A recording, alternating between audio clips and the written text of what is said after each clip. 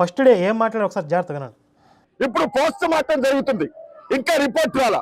కానీ మనకున్న అత్యంత విశ్వసనీయ వర్గాల సమాచారం ప్రకారంగా ప్రవీణ్ పగడాల గారికి అసలు తాగే అలవాటు లేదు.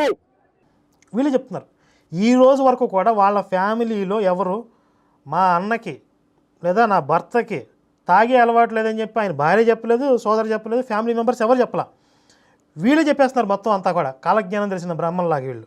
ఆయన సిస్టర్ కూడా చెప్పింది మా దైవజనుడిని అంత పెద్ద నిందలేస్తున్నారు అంటే రోడ్డు మీద తాగే వ్యక్తిగా చూపిస్తున్నారు, ఒకవేళ తాగాలని ఇంట్లో తాగుతాడు అని చెప్పింది తప్ప అసలు మా అన్నకి తాగే అలవాటు లేదు అని ఆవిడ చెప్పలా. ఆయన భార్య కూడా ఇప్పుడు ఒక వీడియో రిలీజ్ చేశారు. అందులో కూడా ఆవిడ చెప్పిన మాటలను బట్టి ప్రభుత్వం మీద పోలీసు దర్యాప్తు మీద మాకు పూర్తిగా నమ్మకం ఉంది, దయచేసి అబద్ధాలతో మత కలహాలు సృష్టించే ప్రయత్నాలు ఎవరూ చేయకండి అని చెప్పి ఆవిడ క్రైస్తవులను ఉద్దేశించి పాస్టర్లను ఉద్దేశించి చెప్పింది. Praise the Lord. I am Jessica Pagadala. I pray that everyone, including those in the media, can understand the pain we are experiencing. During this time, I ask for peace and space for my family to grieve and heal. I urge all the Christians to live in harmony, spreading love, kindness, and peace as we are called to do. I encourage everyone to focus on their ministry, not an external distraction, but on building lives. I request your cooperation during this investigation. Government was quick to order complete investigation, and we are gratefully thankful.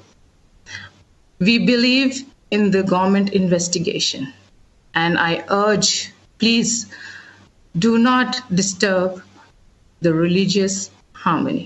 ఇప్పటికే బయటికి వచ్చిన విషయాలను బట్టి ఆయన మద్యం సీసాలు కొనుగోలు చేయటం, ఆ తూలుతూ బండి నడపటం ఇవన్నీ కూడా డ్రింక్ చేసి డ్రైవ్ చేస్తున్నట్లుగా స్పష్టంగా అర్థమవుతుంది. పోలీస్ దర్యాప్తు కూడా ఆ విషయాలను తేలుస్తుంది అన్నప్పుడు ఏదో మిస్గైడ్ చేస్తున్నారు, మిస్లీడ్ చేస్తున్నారు, మా ఆయన మీద ఏదో కుట్ర జరుగుతుందనే విధంగా ఆవిడ మాట్లాడాలి. ఆవిడకి తెలుసు కదా స్పష్టంగా విషయం ఏంటనేది. ఇలా పూర్తి విషయం తెలిసిన ఫ్యామిలీ సైలెంట్గా ఉన్నారు. ఈ పిచ్చి కుక్కలు, ఈ ఊర కుక్కలు, ఈ రాబందులు అని చెప్పే కదా రక్తం రుచి మరిగిన రాబందులు మాత్రం ఈ శవాన్ని కళేబరాన్ని ఎలా వినియోగించుకోవచ్చు, ఎలా జనాలు రెచ్చగొట్టవచ్చు అని చెప్పి మొదటి రోజు నుండి ఇదే ప్రయత్నంలో ఉన్నారు వీళ్ళు. దయచేసి చెప్తున్నాను, ఏ క్రైస్తవ పాస్టర్ కూడా మందు తాగడా. పాస్టర్లు కనుక ముందు తాగడం మానేస్తే సగం సేల్స్ పడిపోతాయి. అసలు వైన్ షాపులకు అంత గిరాకీ ఉండదు. అసలు ఎంత నిస్సిగ్గుగా ఎంత నిర్లజ్జగా చెప్తున్నారు. కొంతమంది గొర్రెలు కూడా అయ్యో దైవజనుడు ముందు అవుతాడు, మరి దైవజనుడు రేపులు చేయట్లే, దైవజనుడు దొంగతనాలు చేయట్లే. ఇప్పుడే వచ్చింది ఒక వార్త, విశ్వాసి బైక్ని కొట్టేసాడంట పాస్టర్, కొత్త బైక్. వాడి పేరేంది భజేందర్ సింగ్, పంజాబ్లో పెద్ద మత మార్పిడి గ్యాంగ్కి లీడరాడు. వాడిని రేప్ కేసులు అరెస్ట్ చేశారు, జీవిత ఖైదు పడింది అడిగి. ఇన్ని రేప్ కేసులు చూడట్లేదు. దైవజనులు రేపులు చేస్తారా, దైవజనులు దొంగతనాలు చేస్తారా, దైవజనులు దశంభాగాలు దోచుకుంటారు, ముందు మాత్రం తాగరా అంటే వీళ్ళకి డైజెస్ట్ నిజం అసలు జీర్ణం కావట్లేదు వీళ్ళకి. కానీ పోస్ట్ మార్టంలో ఈయన మందు తాగి బండి డ్రైవ్ చేయడం వల్లే కింద పడిపోయాడు అన్న రిపోర్ట్ రాబోతుందని ముందుగానే విషయం వార్త హల్చల్ చేస్తా ఉంది. అంటే ఇంటర్నల్గా వాళ్ళకి తెలిసిపోయింది తాగాడు అని చెప్పి.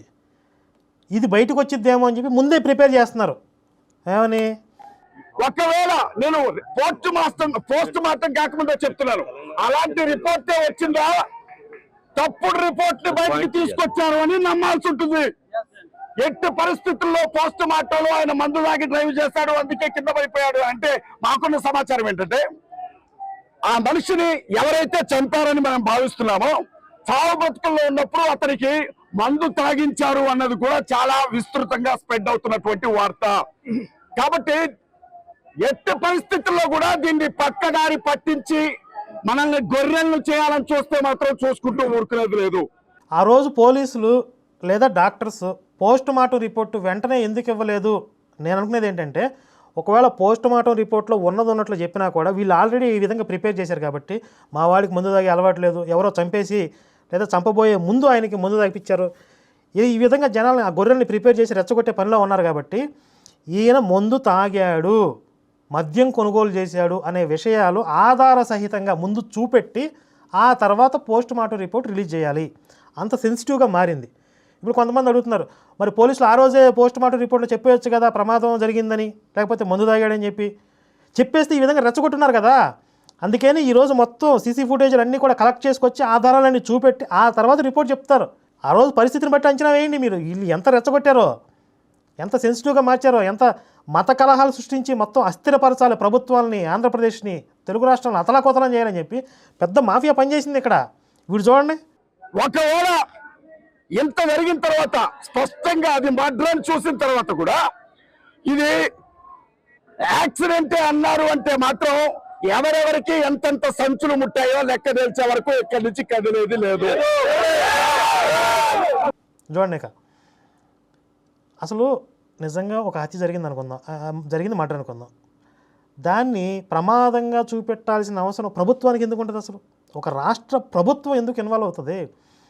అసలు సీఎం స్థాయి ఏంటి, ప్రభుత్వ స్థాయి ఏంటి అని ఈ ఊరకొకరు తెలుసా? అసలు ఇప్పుడు ఎక్కడెక్కడైతే వివరాలు లభ్యమవుతున్నాయో, హైదరాబాద్ నుంచి మొదలు పెడితే ఆ కొవ్వూరు టోల్ ప్లాజా వరకు, యాక్సిడెంట్ జరిగిన ప్లేస్ వరకు మొత్తం ఎన్ని సాక్ష్యాలు లభిస్తున్నాయో వీళ్ళందరినీ మేనేజ్ చేసి, ఎవరో డబ్బుతో కొనుగోలు చేసి అలా సాక్ష్యాలు చెప్పించి ఆ సీసీ ఫుటేజీలు కలెక్ట్ చేసి ఎంటైర్ పోలీస్ డిపార్ట్మెంట్ని, ప్రభుత్వాన్ని మేనేజ్ చేయాలంటే కనీసం ఒక 1000-2000 కోట్లు అయింది.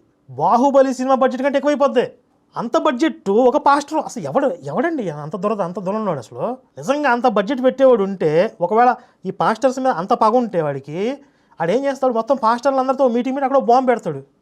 అంత బడ్జెట్ పెట్టేవాడు ఎవడున్నాడు? అంత పగ ఉన్నాడు ఎవడున్నాడు? అసలు మొత్తం పోలీస్ డిపార్ట్మెంట్ని, ప్రభుత్వాన్ని, ట్రాఫిక్ డిపార్ట్మెంట్ని, ఈ వైన్ షాపు ఓనర్స్ని, లేకపోతే మధ్యలో కనపడే ఆ సాక్షుల్ని, వీళ్ళందరినీ మేనేజ్ చేసుకుంటూ వెళ్ళిపోయి ఎవరో డూపును పెట్టి, ఆ డూపు విషయంలో కూడా మొన్న మనం అడిగాం, ఒకవేళ పోని మీరు అంటున్నట్లుగా డూపే పెట్టారు అనుకుందాం, అక్కడ ఎక్కడైతే యాక్సిడెంట్ జరిగిందో అంత పెద్ద గుంతలో బైక్ 80-90 కిలోమీటర్ల స్పీడ్లో ఎవడు దూకుతాడు? ఎవడంత రిస్క్ చేస్తాడు? అలాగే చిల్లకల్లు దగ్గర పడిపోయాడు మళ్ళీ ప్రవీణ్. కేసర టోల్ ప్లాజాకి ఎంటర్ అవ్వక ముందే చిల్లకల్లు దగ్గర పడిపోయాడు. అక్కడ చూడండి,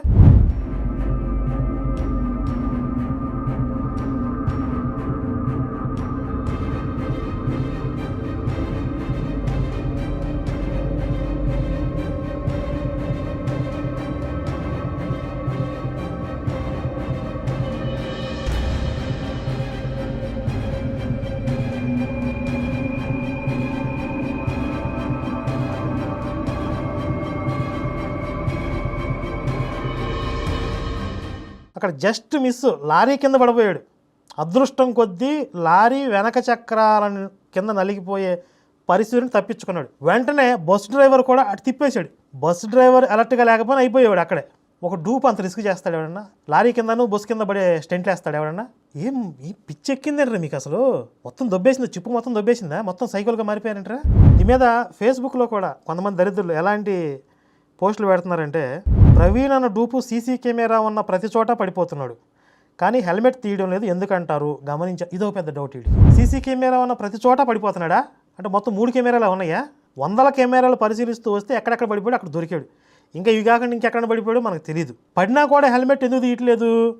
ఆయన స్వతంత్రం కోసం పోరాడుతూ కింద పడ్డా, లేకపోతే ప్రమాదంలో ఉన్న ఒక చిన్న పాపను రక్షిస్తూ కింద పడ్డా? తాగి పడిపోయాడు. ఎవరైనా వచ్చి గుర్తుపడితే హెల్మెట్ తీసి నేనే ప్రైవేట్ని ఘనకార్యం చేశానని చెప్పుకుంటాడా హెల్మెట్ తీసి? ఇంకొక సన్నాసి అంటాడు, మొత్తం 12 గంటలు కూడా అసలు ఆయన హెల్మెట్ తీయట్లేదు ఏంటి? 12 గంటల ఫుటేజ్ నువ్వు ఎక్కడ చూసావురా? ఆయన సిటీలో తిరుగుతున్నప్పుడు, జనం మధ్య తిరుగుతున్నప్పుడు హెల్మెట్ తీయట్లేదు. ముందు తాగేటప్పుడు ఏదన్నా ఊరు బయటకు పోయినప్పుడు ఎక్కడో బైక్ ఆపుకుని చెట్టు కింద చక్కగా హెల్మెట్ తీసి తాగుతున్నాడేమో. 12 గంటలు కంటిన్యూగా హెల్మెట్ పెట్టి ఎవరు చెప్పారు?